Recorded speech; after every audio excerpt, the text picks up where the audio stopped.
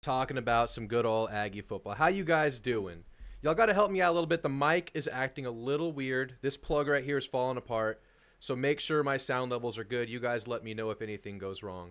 But it's good to see you guys. Let's say what's up to everybody. We have a couple of interesting things to get into. It's the off season. You know Drew. Drew loves putting himself in the college football year. So I will once again be pulling up A&M's 2024 schedule because we have some interesting updates about it. Some interesting predictions coming from people who know what they're talking about. Yes, the odds makers. So we're going to talk about that. But first, what's up, everybody? John Peroni, good to see you as usual. Teresa B, Matt Dickerson, Antiag, Jeb, Rolly Mirabel, live from College Station. By the way, guys, if you have family members that are graduating right now, it's graduation season. Congrats, Aggies for life here. You guys are awesome. Congratulations for making it to the finish line.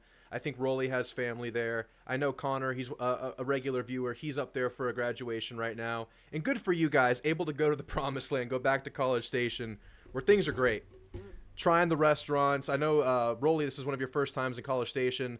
Glad you're trying things. It's always nice to go back. It's nice to have an excuse to go back. Feels good. You guys like that Fleetwood Mac? You guys like that Rush? And I know, I love seeing what you guys say to the music I play. It's fun for me. Appreciate you guys. Matt Dickerson, OC Airsoft, what's up, man? New commit just now while I'm on this? Oh, man. I guess I'll have to pull that up in a minute. Sneaky Pete, Teresa B, good to see you guys. Good to see you guys. I see Aggie football winning 11. I'm cautiously optimistic, but I see it happening. So we're ready to say that. I guess we should get right into it. It's a call-in show. As usual, the call-in link is pinned in the chat. You know the drill. Click it. You'll be prompted to enter a waiting room, and I'll pull you guys in one-on-one to talk Aggie football. And I see a couple of you bringing it up already. A couple of you guys talking about it. Yes, Vegas, DraftKings has A&M winning 11 games in the 2024 season. I know. That's crazy. And us as fans, we're not putting expectations on this team this year, right? It's time to show us what you're made of. We're tired of hyping this team up in off seasons. We're tired of talking about, oh, this could be the year they win 11 games, 12 games. And some of us might predict that, sure.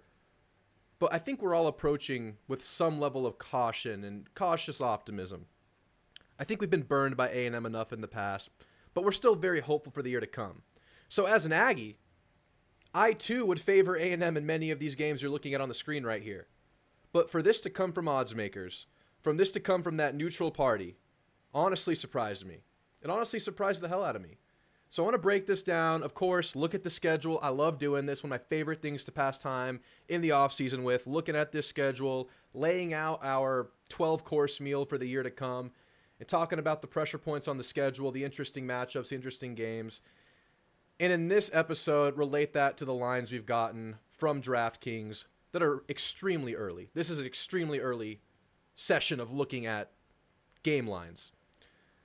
So a couple of overarching things that I'm taking away from this and kind of thinking about as I process what they've put out here. First of all, it's the off season. We're really far away from the games, obviously.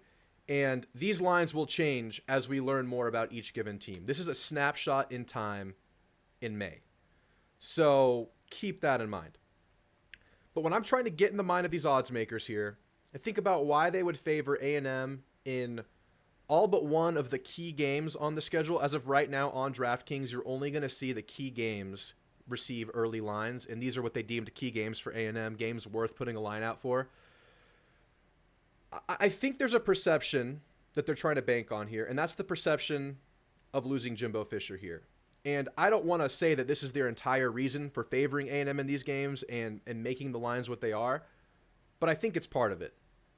I think irrespective of whatever was actually happening at A&M, whatever was happening behind the scenes, there was absolutely an undeniable perception that Jimbo Fisher kind of sucked. That Jimbo Fisher was over the hill, that Jimbo was past his prime, and he was just straight up a bad football coach. So my hope is that it was not the entire thought process in making these lines. And if you didn't know, A&M is an over-under win total of 8.5 right now, which to me was high, but now we're looking at 11 wins predicted. I'm really hoping this isn't one of the good old bait and switches that Vegas tries to pull sometimes. I think that's built into this, the perception of losing Jimbo and, oh, Jimbo's gone. Maybe A&M can finally get there now. They recruit fine. A&M's a great program. Jimbo's gone. Let's bet on A&M.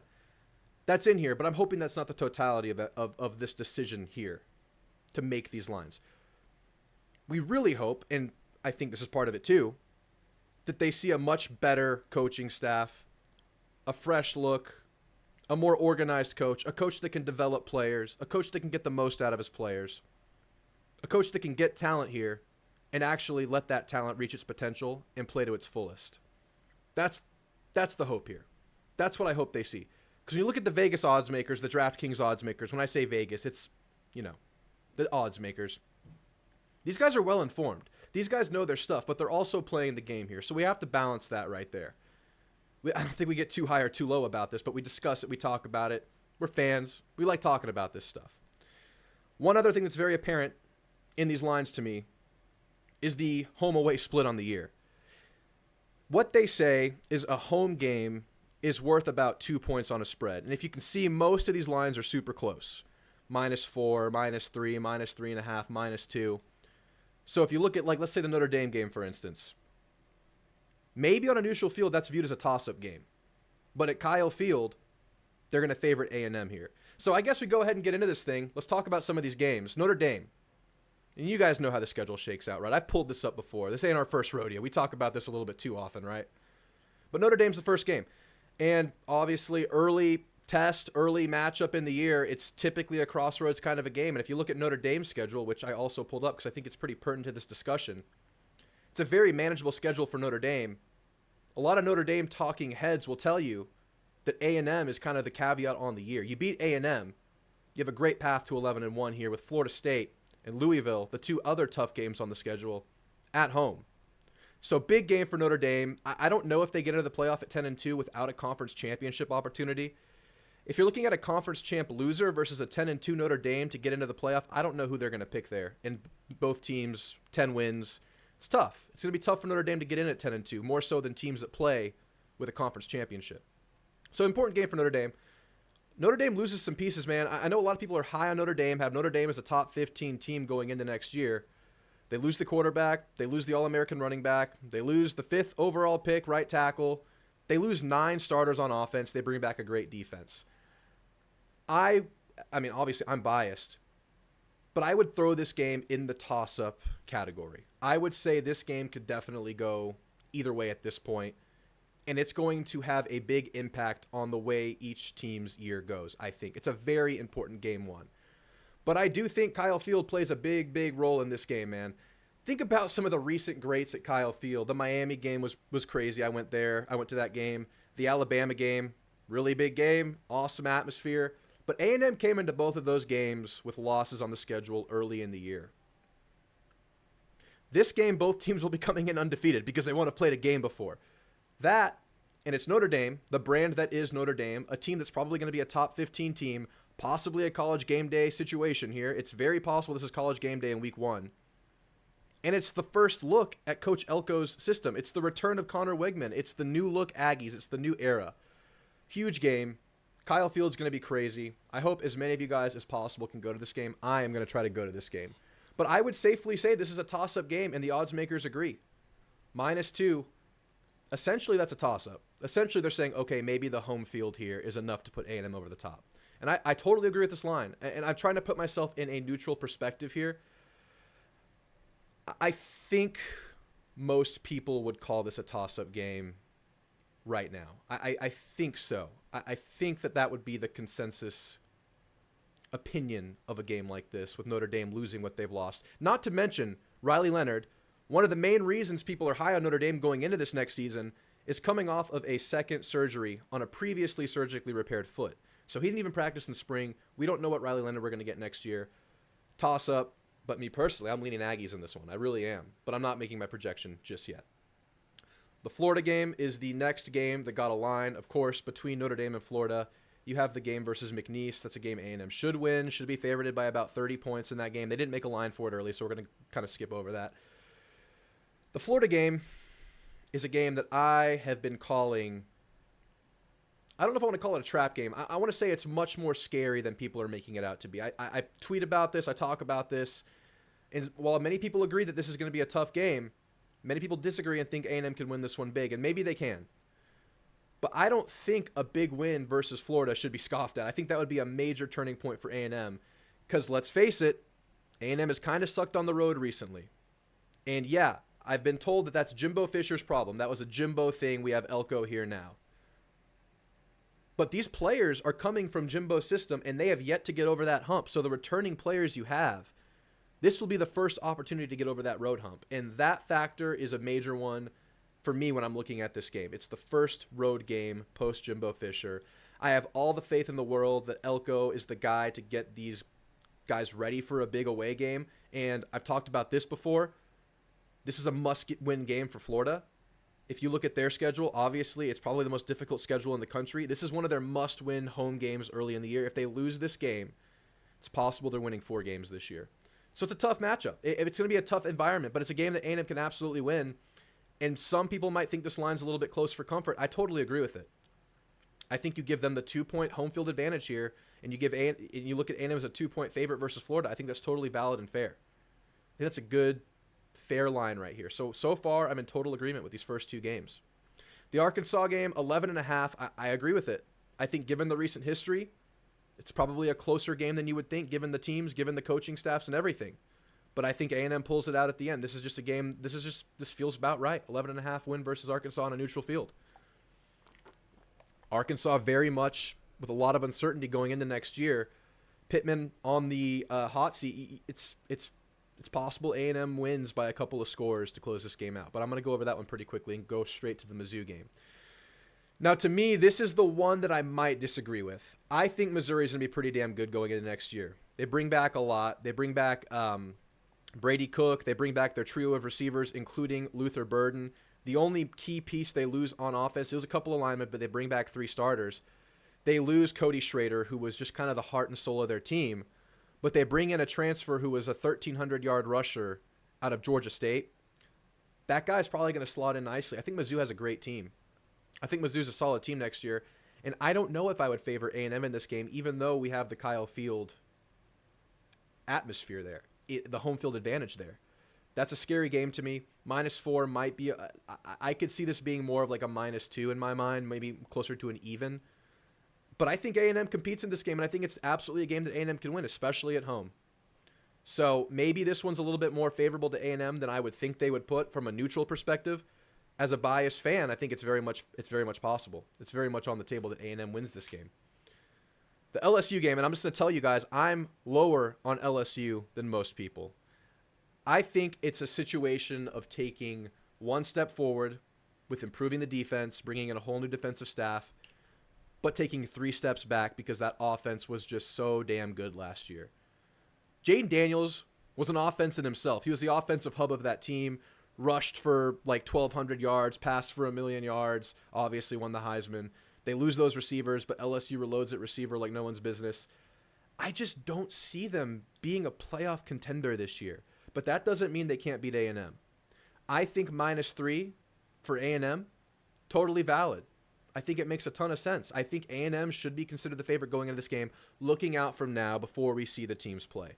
So another one that I'm in total agreement with, close to a toss-up, but I would slightly lean A&M as of right now in this game. Are you guys getting excited right now? I don't mean to drink the Kool-Aid right now. I'm trying to be as objective as possible. I'm not making predictions here.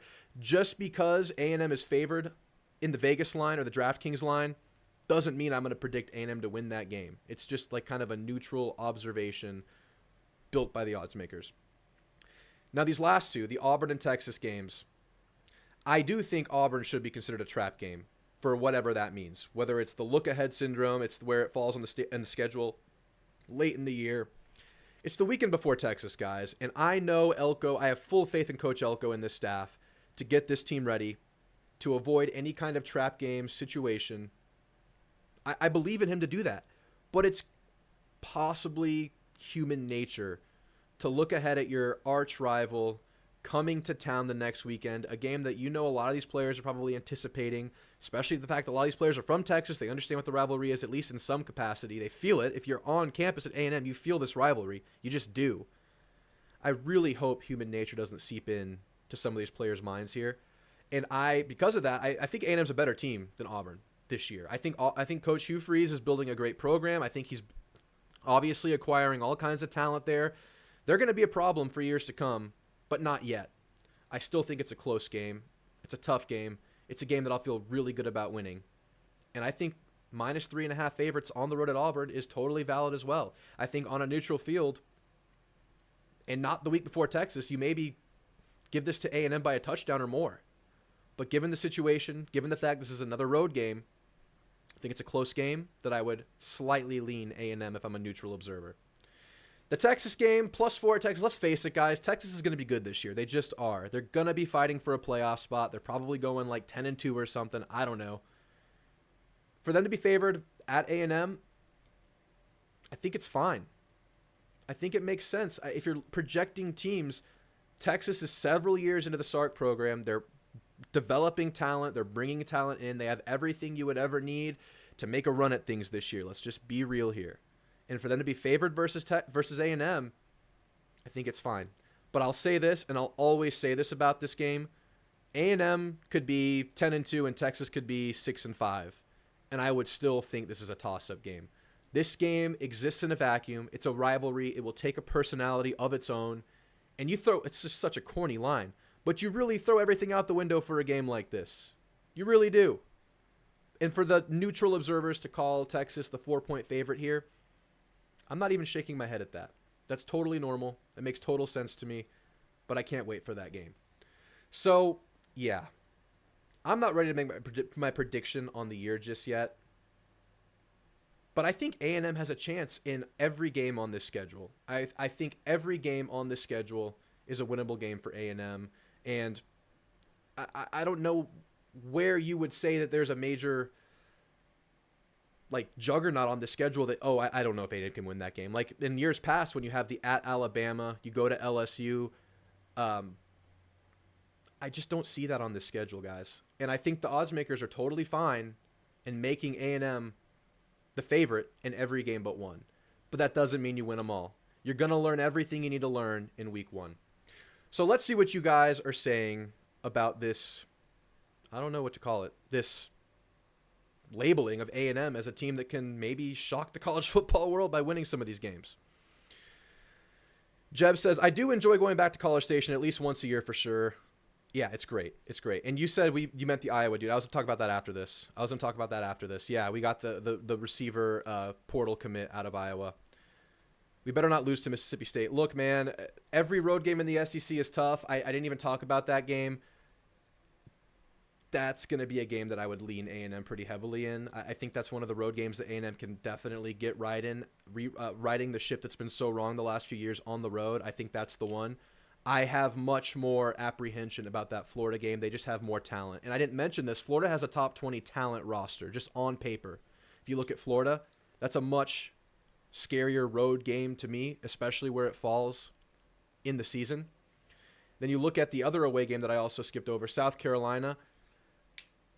I don't know what to make of them going into this year just yet. I need to look more into them this offseason. Right now, I would favor A&M by probably a score. I don't look at that game as one of those toss-ups like those other road games as of right now. I need to see more. Let's see what else y'all are saying. 4 more months into the season. I think we're 107 days away, or 105 days away from week 0. So it's coming right up. It's coming right up. I like the offseason, but this is the part of the offseason where things still kind of feel far away. But once we get into July, I get real excited, man. I get real excited.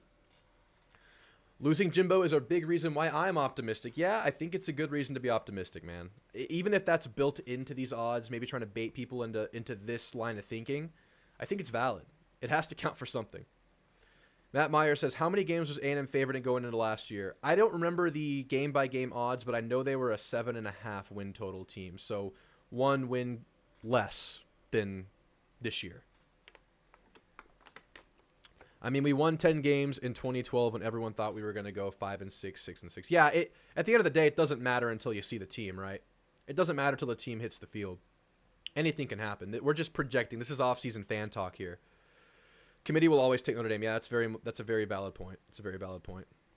Night game against Notre Dame, I think, is in our favor. As opposed to a August 2:30 kickoff, I really hope this is a night game. I think it's college game day, so that would make it a night game more than likely. I was also at that 22 Miami game nuts. Yeah, and that was the week after App State. So there's like this weird energy in the air. It was like, okay, we better freaking win this game or else I'm hitting all the panic buttons. And it just turns out we had to wait a couple weeks to get the rest of the panic buttons, but that's fine. Yeah, that was a crazy game. It was a fun game, even though it was just like a slog, like a sloppy, what was it, like 14-21 kind of game. It was a great atmosphere though, for sure. I think Arkansas will have a good defense, but a good offense, but no defense. I need to look more into Arkansas, but that sounds about right. I know they just signed a player who had previously retired from football, and he's coming back to play receiver at Arkansas. It's interesting look. Hot take, I think Missouri will have a disappointing year since expectations will be high for them. It's very possible. And this is kind of the year where we're going to find out like what Eli Drinkowitz is building there, if he can sustain once they have that target on their backs. Very interesting year, and it's very much a possibility. I will say this. I'm pretty sure Mizzou's undefeated going into the A&M game, and they might be like a top 5 team. They're probably going to be like a top 12 team going into the year. What is this? Why can't I get rid of this ad? Let's refresh it. Yeah, Murray State, Buffalo, Boston College, Vandy, all at home. And then they have a bye week, and then they have A&M. So they kind of have the best possible runway leading into Kyle Field, even though they have to go to Kyle Field. So it's kind of best case scenario if Missouri is that disappointing year that does take a step back after their good year, because you're not going to see that before they play A&M. So you'll be looking at a top maybe 8 at worst team by the time they come to Kyle Field, most likely. But it's very valid, very possible. Matt Dickerson, 12-0, baby, so you're drowning in the Kool-Aid. You're saying it's real, baby. Hey, someone put out a best case, worst case scenario for A&M, and they said the best case for A&M is 9-3. I get what you're saying with that. You're building in your prediction, but that seems more like a predictive number to me. I think if you look at the schedule, 12-0 is the best case scenario for A&M.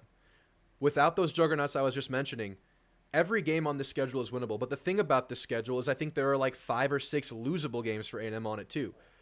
That's there. So I would say 12-0 is on the table, although I wouldn't bet that just yet. Teresa says, I'm really excited. I think a lot of what we need to see is what Tommy does to them by game 1. If they are as tough as I think they can be, I'd buy in. It's so exciting knowing that Tommy Moffitt has this team over the next 100 days.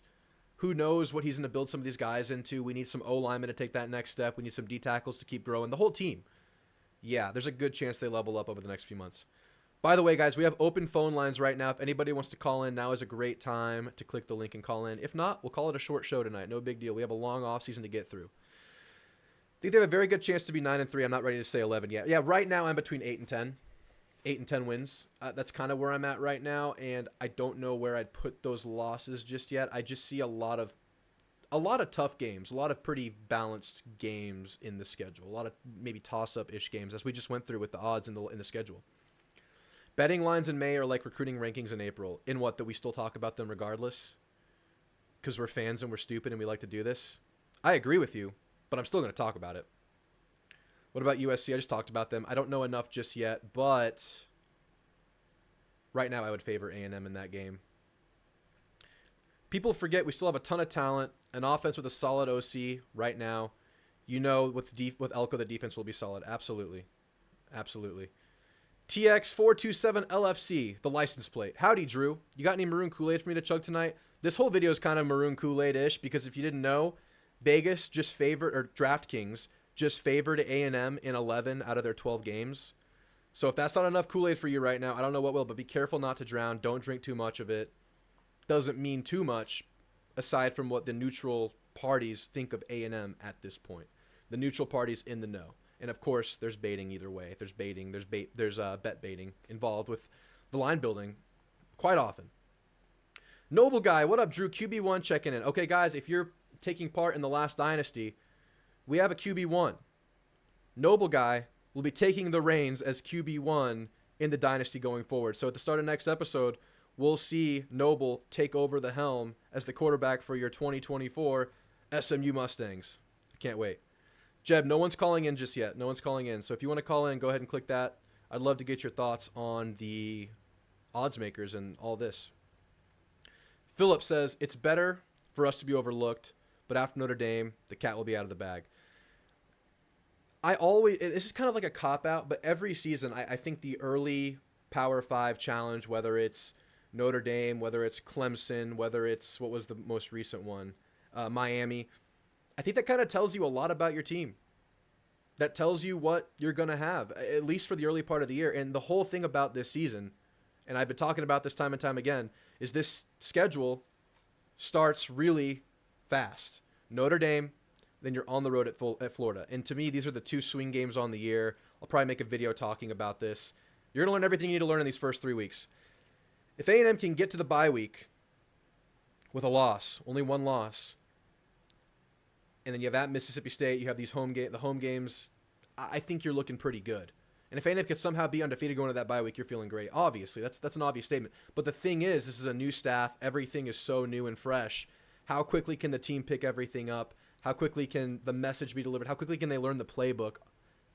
There's a lot that has to happen quickly, and they've only had since last December to get there. It's not like this is obviously it's a first-year staff. This is just how it goes. This is how you learn everything. So yeah, the cat will be out of the bag for better or for worse after Notre Dame. If I'm picking right now, and this is me right now, and y'all are just this is bonus content for you guys, I would pick A&M to beat Notre Dame right now. Hang the banner, hang the damn banner, and the offense that loses a lot. And Riley Leonard's coming back, potentially not at 100%. So to me, that equates to an A&M win if they can get a few points on the board. Their defense will be absolutely elite. They're going to be one of those teams where the defense keeps them in games. But if Colin Klein can build an offense, and if Connor Wigman's back to form, you can find a right tackle, I think A&M has a great chance. Chirac Horn needs some reps at quarterback. Chirac Horn needs help somehow. Chirac Horn needs a revamp. The best is yet to come. He's a young, true freshman. All right, guys, we have open phone lines. I'm going to get right into my last point before we get into the callers. If there's no callers, we'll call it a show. We'll call it a quick show tonight. So we talked about this in the last show. A&M had one more need in the transfer portal where I felt like there was enough out there for them to find someone that could satisfy the need, and that was at receiver. And A&M gets Jacob Bostic out of the high-powered offense at Iowa. I know. He's coming from Iowa. He brings back no production, but he had a lot of promise coming out of high school. He's a long receiver, apparently put on a lot of weight senior year of high school, was a scrawny guy, became a more substantial person. No college experience, but he's the kind of guy that you can go in there and not have him expect to get early playing time. I don't know if that's a benefit or not, but essentially with the A&M receiver room, you have guys at the top you're happy with. You have a strong 4 at the top with Ja'Day Walker, Moose Muhammad, Noah Thomas, and Cyrus Allen. And then behind that, you had some guys that were either going to need to take a step forward, whether it's Micah Tease, Isaiah Williams, maybe a freshman, maybe Terry Bussey. Isaiah Williams also a freshman. Terry Bussey, Ernest Campbell. These are all great options. You add one more mature man into this room to tail out that rotation, to tail out, maybe be the backup there in case of injury. I was not necessarily scared of this receiver room as is. I was just scared if injuries started piling up. Okay, you're going to have to rely on young dudes to maybe take some really, really big steps if that starts happening. Who knows? Young guys can sometimes pan out and be great. If you have to rely on Ernest Campbell, the young, smaller dude out of Refugio, maybe that's okay. But I'd rather not have to rely on that. I'd rather have an experienced guy, a guy that's been in the college room for a while. So we get Jacob Bostic. I know we wish we would have gotten the guy out of Penn State, the guy out of Houston. We get Bostic. The room feels a lot better knowing he's there. And who knows when Jabari Barber's going to come back. That's only going to make the room stronger. Teresa says, we're so used to being battered with Jimbo. We just keep waiting for the loss. I'm trying to get in with a new attitude. I know. And I try so hard not to fall in to the battered Aggie syndrome realm or line of thinking. But this team has just come up short the last few years. It's just been how it is. And we're relying on a roster who is promising, talented, looks really good to take that step and be that team. So, yeah, there are scars there. Absolutely. We need to see this team play clean football. We need to see this team get in and out of plays, be able to get the field goal team on the field, call a good, efficient offense that doesn't feel like it's playing on its heels the whole game. I think we're going to see that. I think we're going to get cleaner play. And A&M wasn't too far off from being a 9-win team last year. I know I say this sometimes, but the cornerback room, the O-line, they were such gaping holes on this team that they cost A&M games, but we're not going to probably not have that problem this coming year. I feel comfortable about that. Plus better coaching. Yeah, I feel pretty good about their chances. I feel pretty good putting the floor at 8 wins going into next year. Scary to say, but I think we can say it.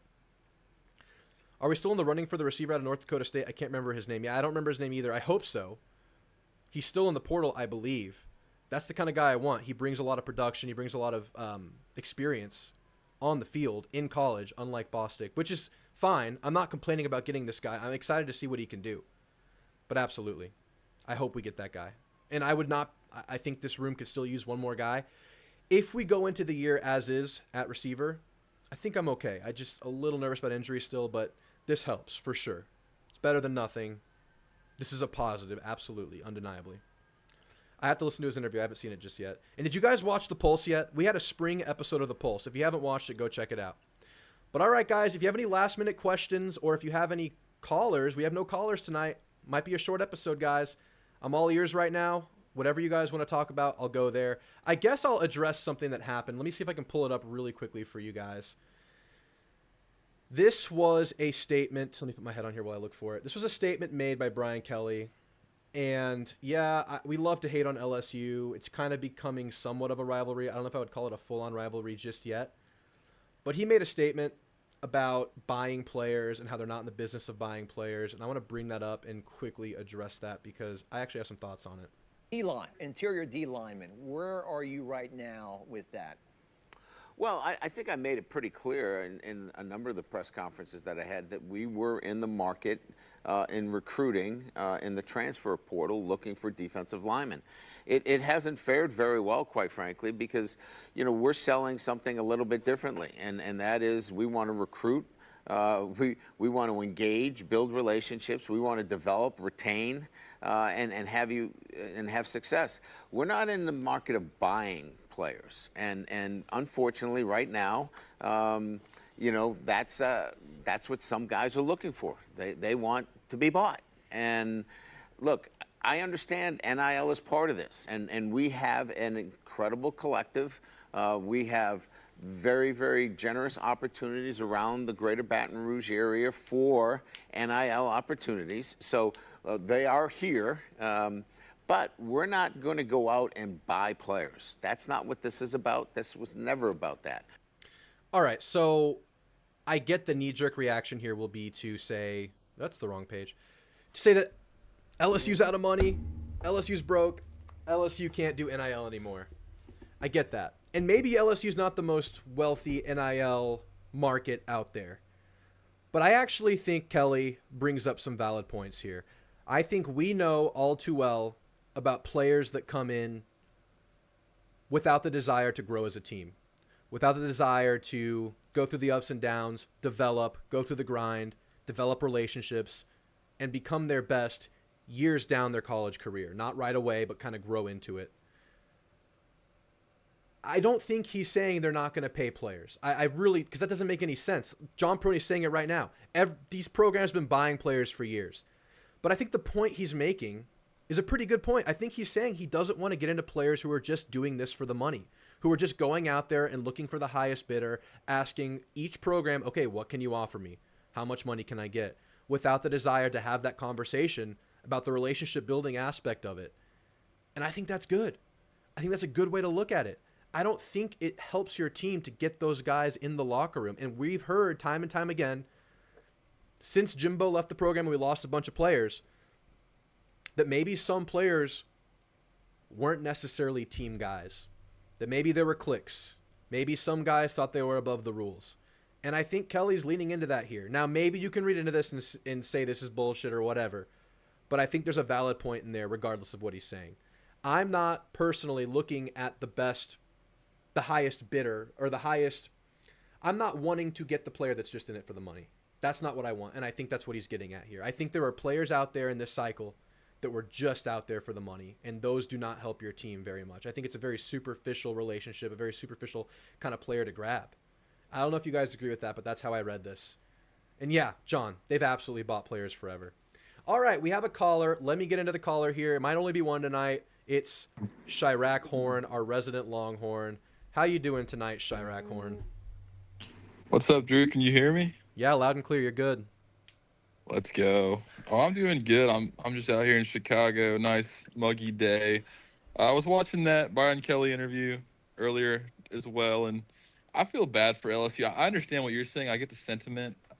He's trying to like be a raw, not a culture builder more than a purchaser player, old fashioned coach, and I respect that. But I just think he's so tone deaf because he's already been a bad fit in Baton Rouge, and um, I don't know. Like I'm very curious. I could see a world where he gets fired at the end of this year, or because I expect them to take a big step back this year. They lose a lot on offense, and they lost their offensive coordinator. So Yeah. I think putting statements out like that when he's not really in a stable-ish situation, because LSU fans are the worst. We know this, We know and this. they're spoiled because they've had great coaches. The last three coaches have won natties there, so they're not going to wait around for this Yankee to keep doing what he's doing if he's not going to get over the hump soon. So I think it's That's a just really good bad point. optics. That's a really good point about the optics there. I think he was caught up in the sentiment he was trying to, put out there, but it's a valid point. Yeah. Okay, but shifting gears, the title of this video says, "Can A&M go 11-1?" I'll give you the short answer. The answer is no. But to be fair, if you go down the line, kind of like, but you did this last year as well. If you go down the line game by game, I could see a lot of these games A&M winning. But when you look at the holistic uh, schedule, I see 8-4, 7-5. Now, I was with Aggies today this weekend. Actually, I don't know if any of you listeners watch Andrew Stefaniak. I think he's the That's not Aggies today. That's Locked On Aggies. Locked On Aggies. Yeah, great guy, great guy. But that's what I meant to say. But he guaranteed me that Texas A&M is going to beat Texas this year, and I want to get your thoughts on that guarantee. On that guarantee that A&M beats Texas this year? Yes, do you also guarantee that? Yeah, I guarantee it. Why not? Why the hell not? Yeah. I guarantee A&M beats them. Look. I'm gonna pick A&M in that game, but I will continue to say that game is a toss-up no matter what happens. I know what you're gonna say. Another rebuttal here is the history, whatever. But if you look at this game, last 40, 50 years, it's a 500 matchup. It's a 500 matchup in this game, regardless of where A&M and Texas are in each given year. And I think A&M has stepped up their recruiting, stepped up their facilities, stepped up their program investment and buy-in since the move to the SEC. And I think A&M is in a better position to be successful going forward from now. So I think that equals things out. But even outside of that, I think this is just one of those games, man. I know it's corny fan speak, but this game exists in a vacuum. It's a rivalry. It takes a personality of its own. But hell yeah, I'll guarantee A&M wins this game. I'm going to predict it. I'm going to say it with my chest all day, all year. A&M's winning this game. And spoiler alert, when my season projections come out, when my win-loss, game-by-game win-loss prediction comes out, I'm going to have A&M winning this game. What do you think Billy Lucci's going to do if A&M beats Texas? Billy Lucci? Yeah. Oh, he probably has files and files of bookmarks he's going to have to address. He's going to have to get in there and get after it. You know Billy Lucci gets after it on Twitter. You've seen him out there. Yeah, you're not going to want to be around Billy Lucci as a Texas fan if A&M wins this game. But look, you're saying 8-4 on the schedule, and that's very much on the table. But do you think who's the better team, A&M or Missouri, A&M or LSU? Just those two games. Who's the better team between those two, based on talent and coaching? Probably Missouri, but I think LSU y'all might be better than this year. It's kind of hard to say. LSU's gonna be so different, but neutral field. I would take Missouri against A&M. But being in Kyle, I could definitely see A&M winning that. Okay, yeah, that's the thing that you're gonna say that about a bunch of games this year. Notre Dame, you might say the same thing, but you'll have that caveat. Being in Kyle, I think A&M might win that.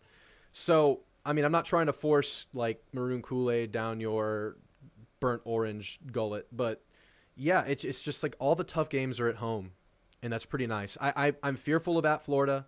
I'm fearful about Auburn, and I know Aggies. I get hate from Aggies online, not the guys in this chat. The chat's great.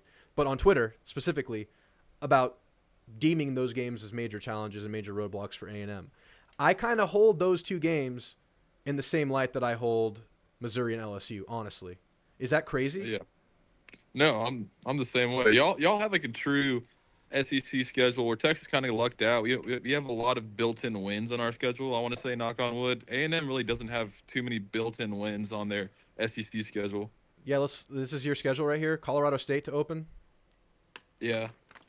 Are you looking at it? Yeah, I mean, yeah. Mississippi State at home, nice. Georgia at home, challenge, but at least it's at home. At Vandy is just, that's some BS. We've talked about it. Beautiful. Yeah, Florida at home, real nice. At Arkansas, for y'all, that's actually kind of tough because you know what they're going to do. You know how that's going to be. Yeah. Still winnable, though. Very winnable. Very winnable. Kentucky at home, very winnable. Just totally out-talent them, like, by a mile.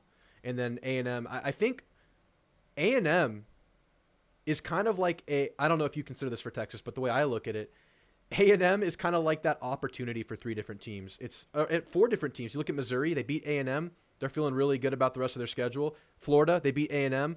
Maybe they're not going to have a losing record on the year, which is for them a positive. For Texas, that's a tough road game for y'all, I would say. That's a tough game on your schedule, and that's the last one there. So maybe you drop one to Georgia or maybe OU or something. That's a game you're really going to need to win. So A&M might be like that key team that people are kind of thinking might be shaky that they can win. That's just like, oh, if you lose it, that really sucks for you. Mm-hmm. So. Yeah.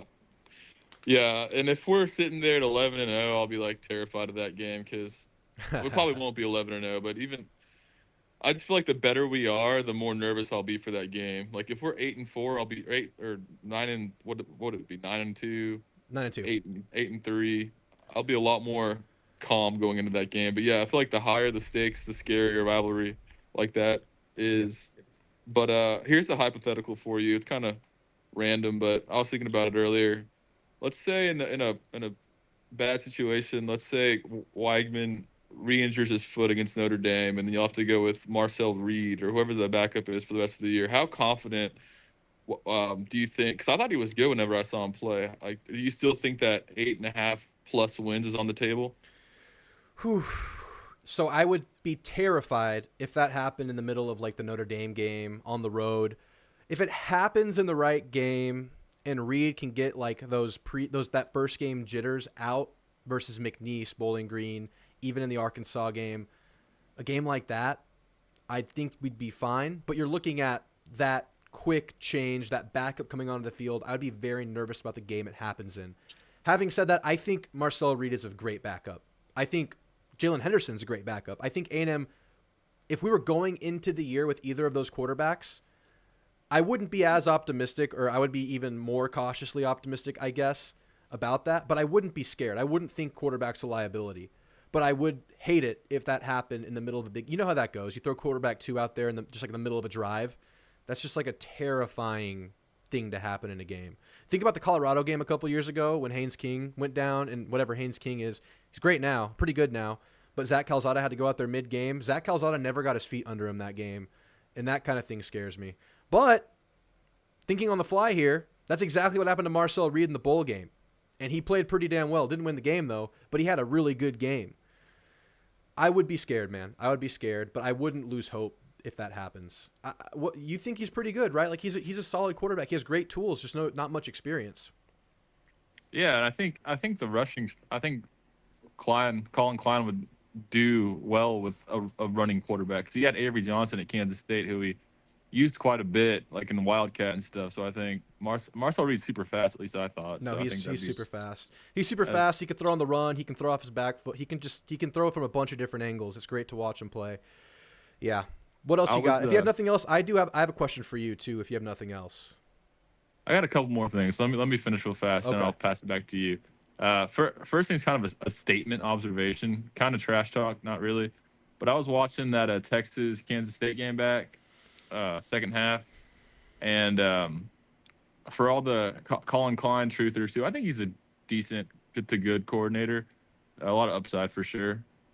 His play calling on that last 4 downs at the 3-yard line to win the game was absolutely horrendous. So that gives me some excitement as a Longhorn fan.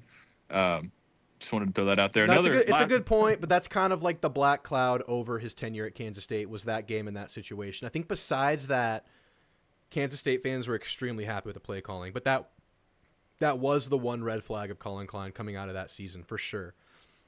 Right. I can't deny it. I mean, obviously, young guy, you would bank on him learning from that mistake. His best years are most likely ahead of him. maybe it's a red flag, but I'm not considering that just a red flag about his tenure at A&M. I'm not yet. I mean, maybe it could turn into, maybe it is foreshadowing, but I don't see that right now. Okay. And It's not the norm. It's a thing that happened. Okay.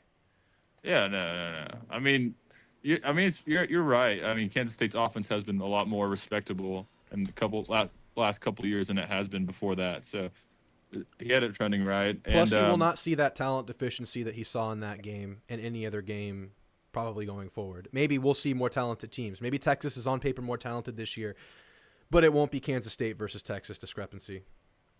yeah. Whatever that's worth. Well, I would bet. No, never mind. Say it. I'd bet Kansas State's O-line was a lot better last year than the one he'll have this year at A&M. Ooh, we'll see. That's a hot take. I'm gonna bookmark that. Circle back to that. I just bookmarked your tweet. Yeah. Okay. Okay. I got two last questions I'll leave you with, and you can take it where you want. Okay.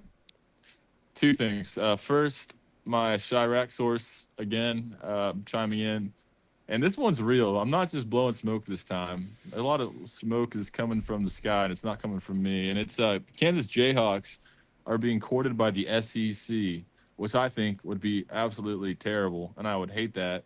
I don't know if there's any legs to it, but I've seen it all over my timeline, so that's something to watch. In golf? In football. Oh. Did you run this by Jeff Swaim first? No. I'm being serious. Oh my gosh. It probably came from Jeff Swaim.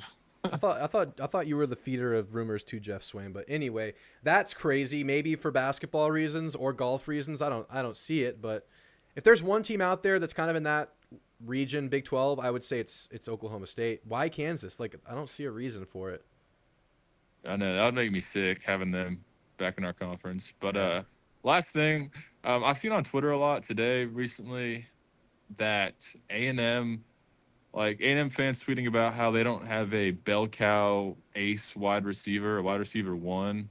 And I thought Jade Walker was supposed to be good for y'all. Do you think A&M's receiver room is good, or do you think it's kind of shallow? And then there's also that tall dude. I forget his name. Noah Thomas. Yeah, dude. Yeah. I've been making some wild statements about the receiver room. I'll admit it. A couple of weeks ago, I said I think it's going to be a major strength. I do think it's going to be a good room.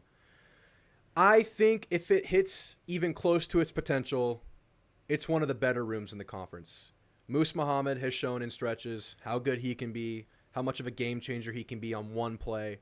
We've seen it. We haven't seen consistency from him. Jade Walker, coming from, I think, not even G5, coming from an FCS school, he started the year strong, kind of disappeared, ended the year super strong, looked like a potential wide receiver one. I think Noah Thomas could absolutely be the wide receiver one, and I think in A&M's best case scenario of a season, Noah Thomas is a wide receiver one with first round NFL upside. And I'm not. That's not me. That was a CBS way too early NFL mock draft that had Noah Thomas as the 15th projected overall player in next year's draft, which honestly surprised me. I'm getting off track here. I think that these receivers, if they have the year we think they're capable of, will be an upper tier receiver room, if not really high upper tier. They have that ability, but none of them have done it consistently. But that's college football. You go into every year with a certain level of uncertainty. But I mean, I have to believe that with Connor Wigman healthy, with what we think will be improved offensive line play, and with Colin Klein, that they're totally capable of achieving that. I think it's going to be a strong room. I think Noah Thomas, he's poised to be like one of the breakout players in the country. He has that kind of talent. He has that kind of ability. He was spring MVP last year. He started the year really strong. He had like 3 touchdowns in the first game, and he got hurt right away. And we never really saw him come back to it. And you were at the Tennessee game. You saw whenever they targeted him on some of those like 3rd and longs, things went well, but they just didn't do it. And he's healthy now. He can move with the ball in his hand. He can cut now. Things look a lot better, judging off of whatever you can get from spring. Right. No, yeah. What do you think about him? What do you think about the room, huh? You freaking Longhorn. Well, I was trying to compare him to our room because, I mean, on paper, I think Moose Muhammad's pretty good. Same with, I don't know actually about Jade Walker. I just hear you talk about him. I've never seen him play in my life. Noah Thomas, I do think is really good. I think he's y'all's best one, but I just don't know if you'll have this like speed. I'm wondering who's like y'all's fast speed burners in that room. That's something we might not have. I think it was supposed to be this transfer, Jabari Barber. We have another transfer, Cyrus Allen, who could become that guy, but we're banking on transfers there. We don't know who that guy is yet if we have an over the top burner like that. We for sure have guys that can make things happen with the ball in their hand. We've seen Moose Muhammad do that consistently whenever he's on. He makes things happen with the run and go stuff, like the yards after catch. That's what Moose can do, and Moose is one of the guys that can just make crazy catches in traffic. He has that, but I don't know if he has that top end speed. Noah Thomas, I mean, he's a guy that can seal people off really well. Definitely a red zone threat and sneaky good with the ball in his hand, but definitely not a speed burner, I would say. Ja'Day Walker, kind of the wild card, brings you a little bit of everything. We'll see. We'll have to see. I don't necessarily know if I know one of those guys is that speed guy. It would have to be a transfer or Terry Bussey or something. There is the freshman out of Refugio, Ernest Campbell. No one knows who he is yet. He's a guy who has like 4.2, 4.3 speed, but I don't know what level of impact he'll have this year. Yeah. He's also like 5'6". That's music to my ears because that's like our biggest weakness, I think, our secondary. And just going deep. I mean, we saw Washington carve us up, which is frustrating because we had a really good defense last year. Yeah. But Washington made it look bad at the end when it mattered. So people think our defense sucked, but we had a good defense. How's the pass rush looking? Very good. I'm going to go on record right here and declare Texas defensive line elite still because like people think Sweat and Murphy are gone, which is hurts. But I'm telling you, man, this D line will be at least above average, if not really, really good. Okay. I think ours will be too. That'll be interesting. I know your O-line's good. I think going into the year, you might say y'all have one of the best O-lines in the country probably. Yeah.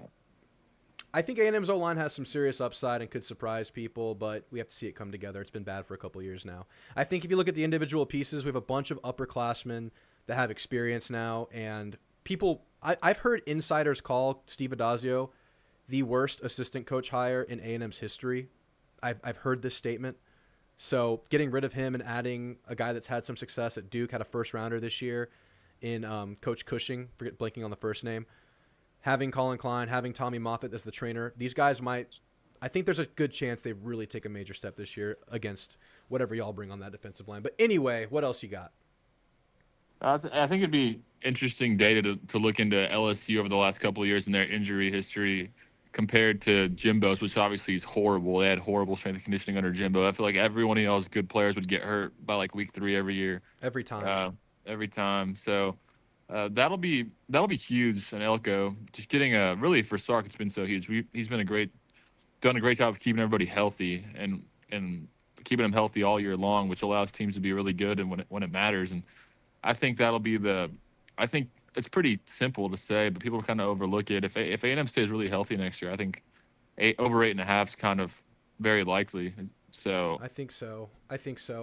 I got to see the team first, but I really think it's on the table. And yeah, health is a major factor. I mean, A&M's been down to like third string quarterbacks 3 years in a row now, so that just can't happen again. O-linemen not staying on the field, it's really impacted those two areas specifically quite a bit. So hoping for a change there. Who do you think will be in the SEC championship next year? It's too early for that, man. I don't know. Georgia has a tough schedule, man. I know. It's so tough. I don't know if they're a lock at all.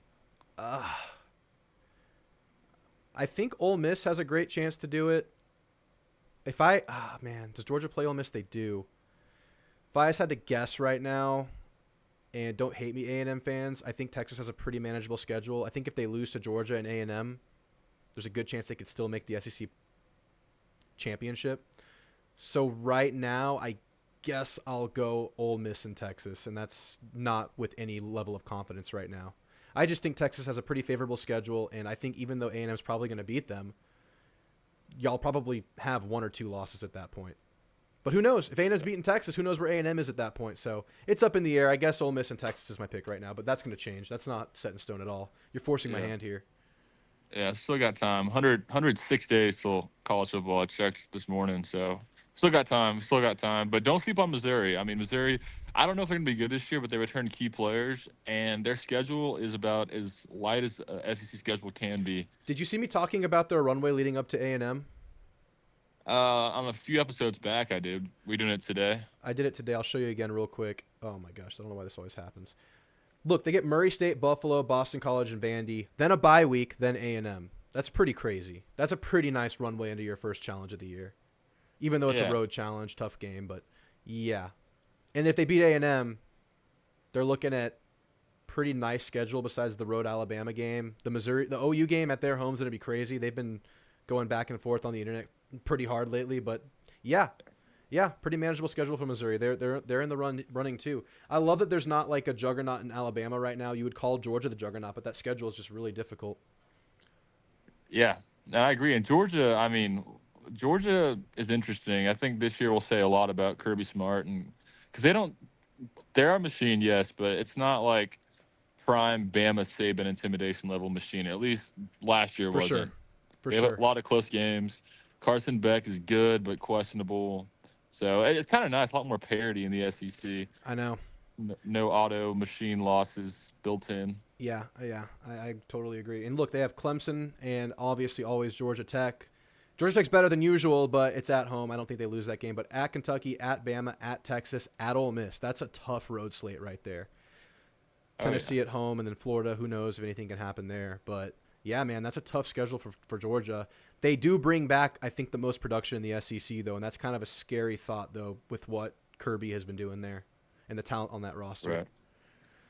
Yeah, and they're probably hungry. You know, Kirby loves to build propaganda, so the fact that they didn't make it to the playoff or win the SEC title, you know that they have the bulletin boards filled this offseason. But one of our Clemson buddies, I feel bad. He reached out to us and he said, "Man, it sucks. I'm a Clemson fan, but I know we're going to start 0-1. Is there any chance we can beat Georgia?" And I'm going to tell him I don't think there's any chance as long as Cade Klubnik and Dabo are running that show. And it sucks 'cause I want Clemson to be good. It's good for football, and Clemson's good, and the SEC's good, but it's a tough start to the season. That's really tough. You know what I really kind of miss, even though it's kind of – I didn't like it at the time because Dabo has this way of talking that can kind of rub opposing fans the wrong way. I respect Dabo. I have nothing against Dabo, but his post-game speeches are kind of corny, or, you know, he takes the victim angle a little bit too often for a team and a coach at his level. Whatever. I get why you do that. But I do miss a nice field-storming Dabo post-game ESPN interview. Those are classic. Oh yeah, I forgot about those. That's cinema right there. Hopefully we'll get one week one. And, I know. I'd be for it. I'd be for the upset in week one. But yeah, that's going to be a tough battle for Clemson right there. Yeah. Well, we'll see. We'll see. Do you want me to hit you with my question now? It's very much off the wall out of left field. Yeah, let's hear it. All right, I want you to give me yours, and I'll give you mine. I saw you talking about this. Your top 5 beers. And I'm not talking about beer brands. I'm talking about beer situations. Let's hear your top 5. Okay. Number 1 beer. Actually, I'm gonna work backwards. All right. Number 5 beer. Airport beer. I'm gonna throw airplane dash airport all in the same one. Really? Especially, yeah, it's the same. It's the same travel experience beer. No. Yeah. I'm just saying that's your number 5. Interesting. Yeah, it's tough. That's up there. It's sacred. I know a lot of people love it. It's just not ever been my thing. I respect it. Yeah, that's a huge one. You know, I've revamped my rankings over the last couple days, but number 4, I think it's probably a evening boat ride beer. Oh, nice. That always hits, but honestly, being on the water kind of can make you a little nauseous if it's choppy out. So Gotcha. So beer kind of that's why it's not higher, because the chop can throw things off. How's the chop out there? Not too choppy yet. Yeah. All right, number 3. This one's tough. I put garage beer. Garage beer. Yeah. So someone that has like a man cave in a garage. Oh yeah. Oh, I was nice. I was at my cousin's place in South Carolina, and he's a big old Clemson man cave, and we sat in there from probably 1 p.m. to 10 p.m. just drinking Miller Lite, and it was just watching football. It was wonderful. I would love to spend a whole Saturday in a garage cave with beer watching college football. That sounds great. Yeah, we'll make that happen soon. That's on the agenda this season, hopefully. Yes. Okay, so I'm at number 2 now. Number 2 is tough. Deer Blind beer is what I came up with. Deer blind beer. Those are nice. And I'm going to lump County Road beer into that. as well. Just Country. anywhere on the ranch. Yeah. You can't beat that, especially with some country music playing potentially if you're out driving around the county road. Yeah. But are you just sitting in a deer blind? Maybe you have a Texas versus Oklahoma State Ooh. streaming on your phone, and you had a Coors Light and your little camo cooler. Not even really looking at the deer anymore. You're just kind of focused on the football and the beer. But you're in the blind. You're in the you're in the vibe. Yeah. Yeah, that's hard to beat that. And then number one, I put a back porch beer. Just sitting out there on the back porch. Could be a patio. That's Could be nice. a lake deck, anywhere. Yeah. Just on a nice rocking chair or something. Sunset, good weather. Yeah. You can't beat. That's just classic. That's just old and reliable. That's beautiful. I'm going to quickly give you my top 5. We're way off topic. I got a caller waiting. Number 5, I think Friday after work beer. It's like the first beer after you finish your work week. You're done with the week. You get to like take a load off. It's like 7 o'clock or whatever. You drink that beer, you crack it, and it's just like symbolic. It's the weekend. Fourth favorite beer. And this is tough. I'm going to say Saturday morning beer. It's the first beer, maybe 11 a.m., maybe it's right around kickoff, or maybe it's like a long fight night or something. It's your first beer early on a Saturday. Just beautiful experience. Because you know if you're drinking a beer on a Saturday and it's pretty early, you know you have a crazy good Saturday evening ahead of you. So I'm going to go number 4, true. Saturday morning beer. Good call. Number 3, fight night beer. I'm not a huge get drunk kind of a guy or a big drinker, but for fight night, I love having myself just like a cooler next to me, bunch of Miller Lights or whatever light beer of choice, and just drinking them. That's the best right there. Can't beat that. Number 2, I'm going boat beer. I agree with you there. However, I welcome the chop. A choppy boat beer is exactly what I need. I love it in the heat, but beating down on me. You hydrate the day before. You're feeling good. Number 1 beer, shower beer. And it's not because of the shower beer experience exclusively, though I love that experience. But you know if you're drinking a shower beer, you're having a great day. You know other things are happening, and whatever reasoning you're leading has led you to having a shower beer, you're feeling great. That's my top 5. Anyway, I got off topic with you here. I saw you talk about this. I wanted to bring it up and address it. So thank you for indulging. Oh, yeah. Thanks for having me. Appreciate it. All right. Hey, stuff. yeah, okay. Anyway, have a good night. Thanks for calling. Adios. Sorry, guys. I got way off track there. Howdy, Ags. Oh, yes, that first beer after a hard day working in the sun. Absolutely, Gary. That's one of the best beers. I gave you my top 5 there, and that's subject to change. I don't even remember it right now. But those are 5 beers that I absolutely love. Brett Roberts says game time beer. Game time beer is great. Now, I'll say this. I don't know about you guys. I do not like being even buzzed watching the Ags. It's just too much for me. My heart rate's already like 140 in a close game. If I have a beer on top of that, I'm talking like 155, and that's like high-level cardio heart rate for me. Can't do it. I cannot be like drunk during an A&M game. But during other football games, hell yeah, man. Oh my goodness. Or just having 1 or 2 beers for the Ags is great too. But I just, I did it once, guys. Ooh, this is a confession. I haven't talked about this. Should I talk about it? Yeah. It was like year 1 or 2 of Jimbo, the Auburn home game where we lost, almost had like a last-ditch comeback in the last 5 minutes. And I got drunk at Kyle Field that game. And I was a bad Aggie. I was very negative. I was very loudmouthed. And I'll never do it again. So to anybody sitting around me, if you ever find this, I apologize. But yes, game day beer is excellent. Getting off work beer, shower beer, boat beer, Saturday morning beer, fight night beer, legendary beers. All right. Let me check on the chat real quick, then we'll get into our last caller of the night. Teresa B, going back to that Brian Kelly statement, he sounds too much like Jimbo. I hear you there, for sure. We're definitely going to be rolling by the end of the year. I think so too, John. I think we'll be playing our best football by, pull up the schedule again, hopefully the Missouri game. I just think there's going to be a bit of a ramp up. It's always that when you have a new staff, new players. But I think you can play well enough to win these early games too. I think it's definitely on the table. I wouldn't, lose hope in any capacity because of that in these games, but it's definitely a factor. But yes, for sure. Philip says the key is 15, but Reed is a capable backup. Yeah, we talked about that. 15 is the one that takes us over the top this year, 100%. And if I think A&M's that playoff team, if I've been saying this, if A&M's that playoff team we think they possibly could be, 15's reaching that potential and having that fringe Heisman type of year we think he can. When I say fringe Heisman, I mean like in the discussion at least. Like, that's the potential we see for Connor Wigman. TX427 says our season depends on our O-line just being average to above average. If they can keep Wigman healthy, barring any other major injuries, we'd have a really nice year. Absolutely, man. And that's kind of been the narrative for the last couple of years, right? Going into the year, where's the O-line at? We finally have the new coach, new training staff. You've built a bunch of experience on this offensive line. There's a ton of talent out there. I think it's more likely that it's above average than not. Yeah, I really do. Refugio is pronounced Refugio. It's a Texas thing. Gosh, I just can't do it. Refugio does sound a lot smoother out of my Texas tongue, though. It sounds so much, feels so much better. Refugio feels like I'm like drowning on the syllables. Refugio. Makes me feel kind of cowboy. I like it. It's a good point. Is the receiver? We talked about this. Okay, let's get into the last caller of the night. Then we're going to call it a show. Noble guy, you're on with Drew. What's on your mind tonight, man? How you doing?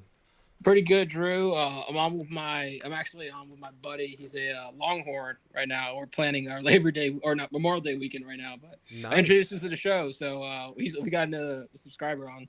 Awesome, man. I appreciate it. Yeah, we just had another Longhorn on before this. We got a 2 Longhorn caller tonight. I guess it's that. Yeah, kind of wait. night. Was that the Chirac horn? That was the Chirac horn. I was gonna ask him for some words at the end of the call, but we went a little long. Liability. What is this? Ryan Gosling at corner?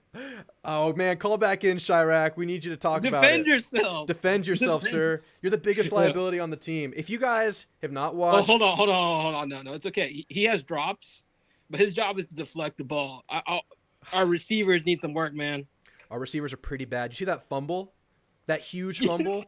Which one? I know, man. I don't know what we're going to do. We're going to have to be a running team. It's just going to be how it is. The quarterback can run, and you're taking that man over. That's you now. So I told you, like, hey, I get there's 2 drops in the game. I'm scrambling on third down. You have to. You have to scramble on third. You're going to have to hand it off, scramble, use the tight ends. We just got to rely on these receivers a little bit less, man. A little bit less. Look, Coach, I got 2 years left, eligibility left. Please get me a receiver in this next recruiting class. I'm going to try my best, man. I'm going to try my best. Look, you got to lean on your boys a little bit. We got to give them don't some worry. faith. We'll give get them them some up. time. We'll get them Give them up. some time. Lead All them. love. All love. But hey, we'll get you some guys. Don't you worry. We'll get you some talent. We'll get you some Let's go. guys. Don't worry about it. Hey, Noble, while I have you, real quick, do you want to give a quick top 5 beer situation real quick? Ooh, top 5. Okay, yeah. Did you hear us talking about it? Yeah, I did. I was gonna. No, I'd like that. No, shower beer is definitely up there. I'll come up with a 5. Then I'll order. I'll put them in order later. Shower beers in there. Post victory beers. Ooh, that's a good one. Yeah, and then when I say post victory, I mean like beer showers are included in there. That's how much of a victory. That's right. The beer shower is just like, it's one aspect of a greater positive that's happening. If you're having a shower beer, some good shit has gone down. It's just how it works. Oh yeah. Oh for sure. Yeah. And then let me think. So that's 2 of them right there. After work beers definitely got to be in there. So that's 3. Let's see. I would say. How about a grilling beer? I love a beer while I'm grilling. Oh yeah, grilling. Yeah, that's a good beer. A good, grilling beer, having a beer in your hand. Pool beer. What am I saying? Pool beer. Oh, that's so good. Yeah, that's a good one, man. Okay. Actually, you know what? So much as I like grilling and beer, I might have to bump that out for sand volleyball and beer. That's the only thing. Ooh, that's a specific one. I like it. Yeah, I'm a big sand volleyball. So that's yeah. The 5 are shower beer, victory beer, after work beer, pool beer, and volleyball beer. Hell yeah, that's a good list right there. That's a good list. You threw me some ones I didn't expect. That's awesome.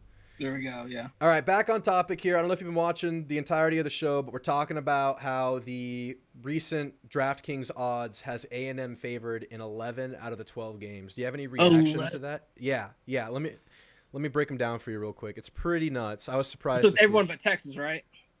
Yeah. That's it. Yeah. So yeah, 2-point favorite versus Notre Dame, 4-point favorite at Florida.